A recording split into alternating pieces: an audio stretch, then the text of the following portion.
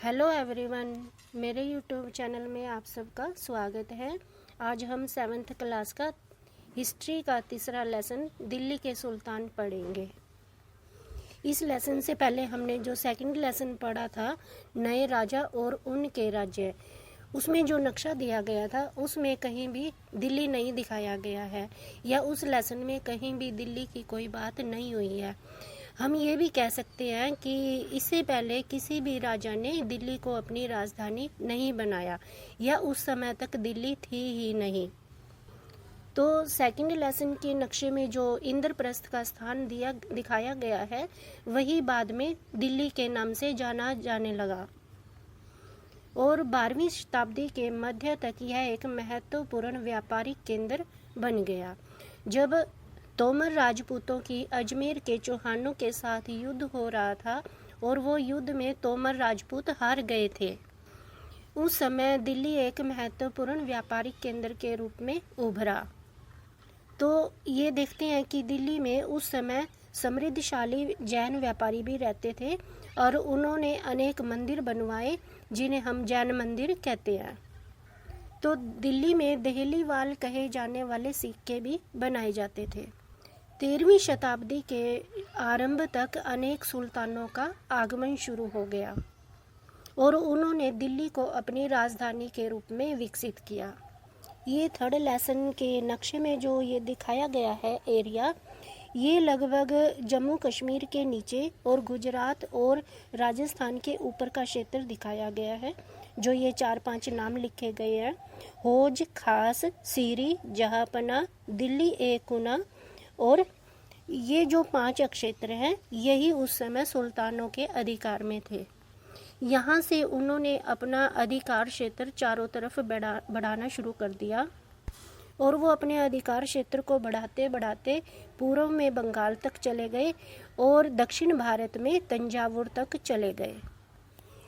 हम ये जानते हैं कि ये सबसे ज़्यादा विस्तार गियासुद्दीन बलबन, अलाउद्दीन खलजी और मोहम्मद तुगलक ने किया। तो अब ये समझ लेना चाहिए, जब एक व्यक्ति का इतने बड़े क्षेत्र पर अधिकार हो जाता है तो इतने बड़े अधिकार को संभालना बहुत मुश्किल हो जाता है।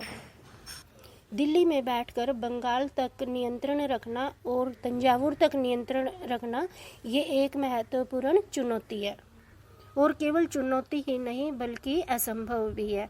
तो इसके बाद जो ये बंगाल के शासक थे और दक्षिण भारत के शासक थे, उन्होंने कुछ समय बाद ही अपने आप को स्वतंत्र राजा घोषित कर लिया, या दिल्ली के सुल्तानों से अपने आप को स्वतंत्र कर लिया। तो अब हम ये पढ़ेंगे कि हमें दिल्ली के सुल्तानों की जानकारी कहाँ से मिलती है। ये जानकारी हमें अभिलेखों और सिक्कों और जो भवन निर्माण कला है उस समय की, वहाँ से हमें प्राप्त होती है। इसके अलावा कुछ लिखित इतिहास भी पाया जाता है जिसको पढ़कर हम उनके बारे में जानकारी प्राप्त कर सकते हैं। इस इतिहास में त्वारीख और तारीख 2 चीज़ें हैं। तारीख एक वचन के लिए और त्वारीख बहुवचन के लिए लिखी जाती थी, और इन तारीखों या त्वारीखों को शिक्षित व्यक्ति ही लिखते थे। जो पढ़े लिखे लोग होते थे वही इन रचनाओं को लिखते थे, और इन त्वारीखों में जो राजाओं की विशेष बातें होती थी या विशेष घटनाएं होती थी उनका वर्णन किया जाता था, और राजाओं को दिए गए परामर्शों का जिक्र भी इन त्वारीखों में होता था। तो ये जो 4 चित्र दिखाए गए हैं ये त्वारीख बनाने के हैं कि किस तरह उस समय त्वारीख या तारीख बनती थी। तो पहले चित्र में एक व्यक्ति कागज बना रहा है और दूसरे चित्र में उस कागज के ऊपर लेखन कार्य हो रहा है। तीसरे चित्र में ये दिखाया गया है कि उस त्वारीख में जो महत्वपूर्ण शब्द हैं उनको सोने से सजाने का काम हो रहा है, और चौथे चित्र में उस रचना के ऊपर, उस इतिहास के ऊपर कवर चढ़ाया जा रहा है। तो इसके साथ ही ये समझना जरूरी है कि ये जो लेखक होते थे ये कहाँ रहते थे। ये अक्सर शहरों में ही रहते थे, दिल्ली में ही रहते थे, ताकि राजा भी दिल्ली में रहता था ताकि उसकी विशेष बातों का, विशेष घटनाओं का साथ साथ पता लगे और वो त्वारीखों में लिख सके। अब हम ये पढ़ेंगे कि उस समय के लोगों की सोच विचार क्या थी। तो उस समय का जो समाज है, जन्म सिद्ध अधिकार पर आधारित था और दूसरा लिंग भेद के आदर्शों पर आधारित था। जन्म सिद्ध अधिकार क्या होता है? जन्म से मिले हुए अधिकार। कुछ अधिकार ऐसे होते हैं जो जन्म लेते ही व्यक्ति को प्राप्त हो जाते हैं। जैसे हम संपत्ति के अधिकार को जानते हैं कि माता पिता की संपत्ति पर बच्चे का अधिकार होता है, लेकिन उस समय जो राजा का बच्चा होता था उसका जन्म से ही अपने पिता के बाद राजा बनने का अधिकार प्राप्त हो जाता था। इसी तरह लिंग भेद का अधिकार है। इसमें यह बताया गया कि स्त्रियां और पुरुष दोनों शारीरिक रूप से अलग अलग रचना है।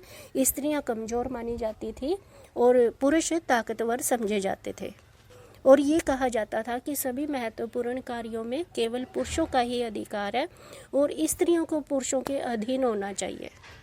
1236 में जब रजिया सुल्तान, जो सुल्तान इल्तुतमिश की बेटी थी, वो दिल्ली की सुल्तान बनी, रानी बनी, लेकिन उसको किसी ने भी रानी के रूप में स्वीकार नहीं किया क्योंकि वो एक महिला थी। यहाँ तक कि उसके भाइयों ने भी उसे स्वीकार नहीं किया और फलस्वरूप उसे 1240 में सिंहासन छोड़ना पड़ा। ये मानचित्र 2 दिया गया है। इसमें जो दिल्ली के आसपास का एरिया है वो सुल्तानों ने और ज़्यादा बड़ा कर लिया था और ज़्यादा फैला दिया था। जैसा कि हमने पहले बात की है कि वो बाद में अपने आसपास के क्षेत्रों को भी जीतने लगे और अपना राज्य विस्तार बढ़ाने लगे। तो उस समय के जो सैनिक होते थे वो छावनी में रहते थे। एक छावनी बना दी गई थी जिसे हम गैरिसन शहर के नाम से जानते हैं। तो इस छावनी में केवल सैनिक रहते थे। सुल्तानों ने सैनिकों की संख्या में बहुत विस्तार किया। सैनिकों को अपने दैनिक जीवन की जो ज़रूरतें होती थी वो व्यापारियों से पूरी करते थे। वो सुल्तानों ने सैनिकों को सम्मान देने के लिए व्यापारियों को नियुक्त किया था, जो स्थान स्थान पर जाकर या छावनी के पास जाकर के सैनिकों को ज़रूरत की चीज़ें प्रदान किया करते थे। तो इन सैनिकों को सुल्तान नगद वेतन दिया करते थे और उनको वेतन देने के लिए कृषि का विस्तार किया गया। गंगा यमुना के तट पर जो लोग रहते थे इनमें भोजन संग्राहक थे, शिकारी थे और पशुओं को चराने वाले लोग रहते थे। तो सुल्तान ने उनको वहाँ से हटा दिया था और दूसरे स्थान पर भेज दिया था और लोगों से वहाँ पर खेती करवाई गई और उस खेती का 50% लगान के रूप में लिया जाता था और उस लगान में से ही सैनिकों को वेतन दिया जाता था। इस तरह हम देखते हैं कि कुछ सुल्तान, जिनमें मोहम्मद तुगलक का नाम विशेष रूप से आता है, कि उसने शासन व्यवस्था में सुधार किया।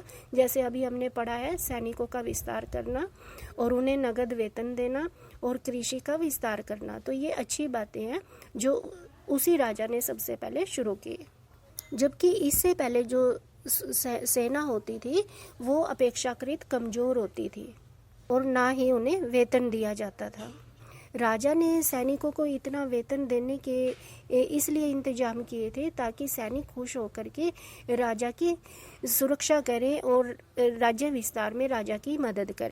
बाकी का लेसन हम अगले वीडियो में पढ़ेंगे। अगर आपको मेरी वीडियो अच्छी लगे तो लाइक ज़रूर करें, सब्सक्राइब भी करें और अगली वीडियो को ज़रूर देखते रहिए।